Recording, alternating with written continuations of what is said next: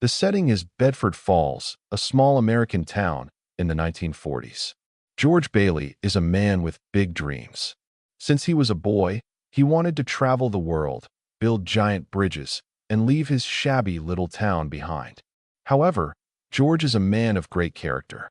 Every time he is about to leave, something happens that requires him to stay and help others. When his father dies, George stays to run the Bailey Building and Loan, a small bank that helps poor people buy their own homes. He gives up his college money so his brother can go instead. George is the cornerstone of the community, but he feels trapped.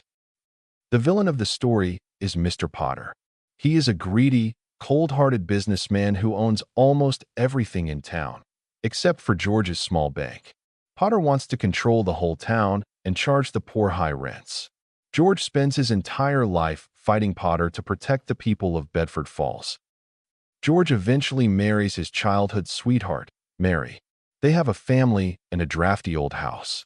Even though he is a hero to the town, George still feels like a failure because he never traveled, went to college, nor became wealthy. On Christmas Eve, a disaster strikes. George's uncle Billy accidentally loses $8,000 of the bank's money.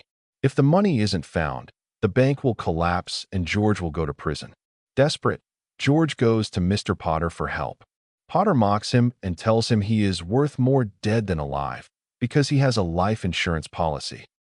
Feeling hopeless, George stands on a bridge over a freezing river.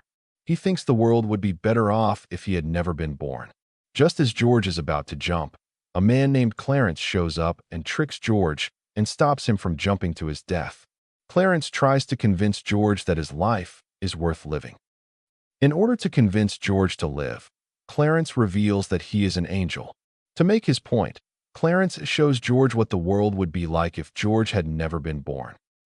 George and Clarence walk through the town, but it isn't Bedford Falls anymore. It is Pottersville. Without George's kindness, the town is a dark, greedy place full of bars and mean people. George sees that his brother died as a child because George wasn't there to save him. He sees that the families he helped are now homeless or in jail. Most painfully, he sees Mary, who is lonely and sad because she never met him. George realizes that his life, though humble, had a massive impact. He begs Clarence, "Please, let me live again." Suddenly, he is back on the bridge. It is snowy and beautiful. George runs through the streets, shouting "Merry Christmas" to everyone he passes, even Mr. Potter. He doesn't care if he goes to jail. He is just happy to be alive. When he gets home, the whole town arrives. They heard George was in trouble, and they all donated their own small savings to help him.